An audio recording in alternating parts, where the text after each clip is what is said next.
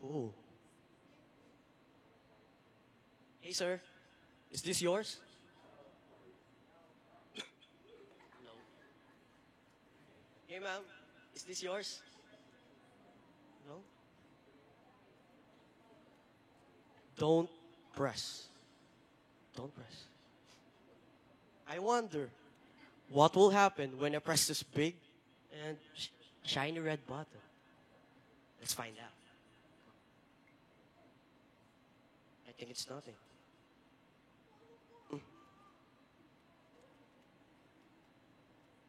What will happen?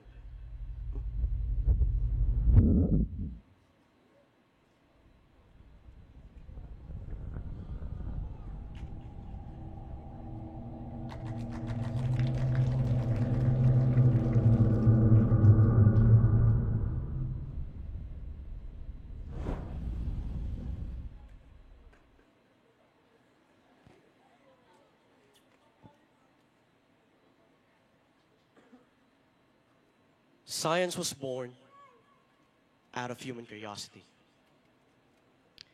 It is an undeniable fact because science is indeed is our attempt to put order in the chaotic perception of our senses.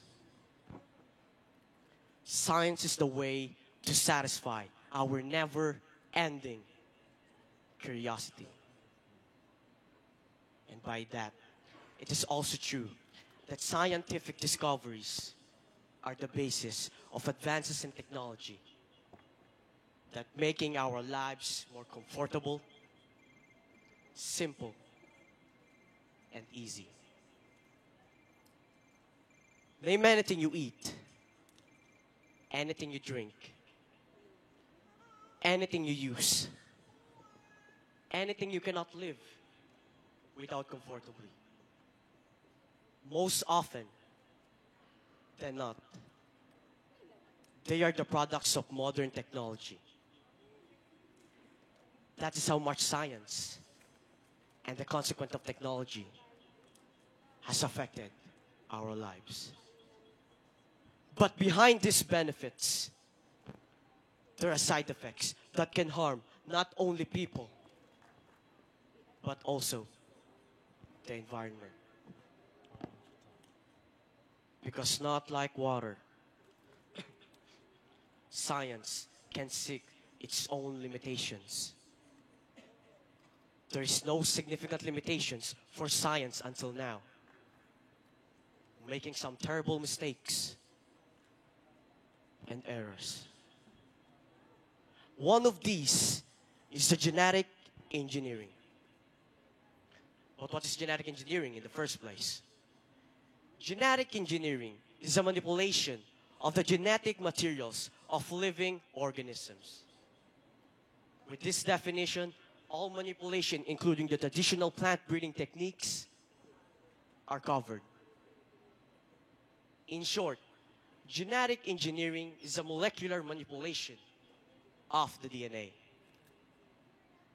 In the later decades of the 20th century, genetic engineers succeeded in developing plants, animals, and bacteria that is genetically modified or transgenic. In 2003, about 67.7 million hectares are grown by 7 million farmers in 18 countries were planted to transgenic crops. The principal ones are being herbicide and insecticide resistant crops like soybeans, corn, cotton, and canola. Other crops are grown commercially are flax, papaya, potatoes, squash, sugar beets, and tomatoes. And lots of variety of plants able to survive extreme weathers. This is the reason why some poor countries can sustain their own food, because these products are a lot cheaper and very easy to produce than the normal ones. Well, amazing, isn't it? But just what I've said, science has no significant limitations. your common sense would say genetic engineering is good because of its amazing benefits to us. Well, yeah, maybe it's good for humans. But for the environment, I don't think so. The big problem is genetic engineering enables scientists to create plants, animals, and microorganisms by manipulating genes in a way does not occur naturally. Take note, not occurring naturally.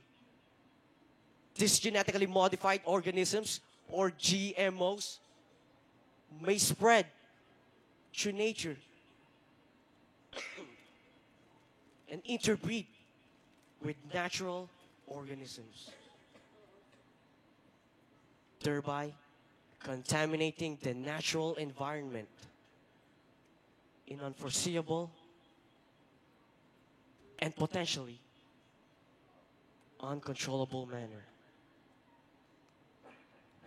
Environmentalists and some scientists consider their release as a form of genetic pollution.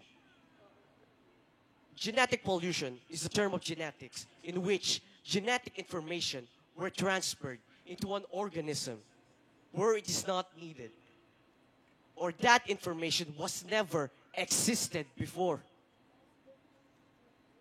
This is a major threat because these GMOs cannot be recalled once released into the environment. And due to this, the whole ecological system will get affected. But why? Why genetic pollution is so dangerous for mankind and for the whole ecological system? According to biotecharticle.com, it is a famous website about scientific articles. Genetic pollution is dangerous because these GMOs, these genetically modified organisms, might lead the natural organisms to extinction. How?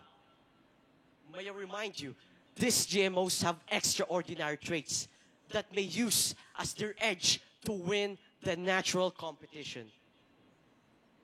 Meaning, GMOs win the race. And not only that, these GMOs can also be a reason of abnormal evolution of natural organisms. Because our natural organisms need to adapt to the intensified struggle for survival made by GMO's presence. And because of GMO's extraordinary traits, they have the ability to withstand the effects of global warming, climate change, and even nuclear decay. And due to that, they can dominate the natural world by just reproducing and somehow replacing the natural dwellers of this world. And I'm not being so exaggerated, but these GMOs can also be a vector of newly developed diseases and viruses that can bring harm and death to people. We humans are created by God with highly developed mental skills, namely the skills to observe, the skills to infer, the skills to classify, the skills to experiment, the skills to measure and to communicate, to be in charge for taking care of His wonderful creations. But it doesn't mean we have the right to take over it, manipulate it, and abuse it. I want you to remember this. Humans are for Earth, and Earth is to no one. Nature has its own natural way to manage itself. And we humans are distracting its delicate balance. Because what? Because we are only curious. The greatest miracle of life is life itself. And there are many ways to destroy it. Our first evolutionary ancestors became extinct because of glaciation, global ice age, and continental drifts. The dinosaurs became extinct because the Earth was hit by a giant space rock hundreds of millions of years ago. And now, how about humans? To tell you honestly, there are many possible candidates for human extinction. And we humans are not satisfied. We are adding up one more. This mistake, should I say, this problem is not only for scientists. It is not only for the government. It is not only for the experts. You, me, he and she. No, we need also to be very careful in every actions we do. Because one wrong move, one big mistake, it can cost lives. Many lives. But it's not too late to stop it. It is not too late to end it. It is not too late to say sorry to our beloved Mother Earth. I'm Ivan Cordero, a student, a concerned citizen, a Mother Earth's child, begging you that don't let one day Homo sapiens will become extinct because of too much curiosity. The BP oil spill, the Japanese nuclear radiation leak. These are huge problems with long-lasting effects. The half-life of some of that radiation can go on hundreds of thousands of years. But in the race, the longevity between nuclear decay and genetic pollution, contamination from genetically modified crops that self-propagate in the species, GMOs win the race. The genes that we put out today can outlast the effects of global warming, nuclear waste, oil spills, all of it, because it spreads and continues to self-propagate in the ecosystem. We need to be very careful of the genes we introduce into our ecosystem, and we should have been. This is irreversible pollution, pollution with legs and wings.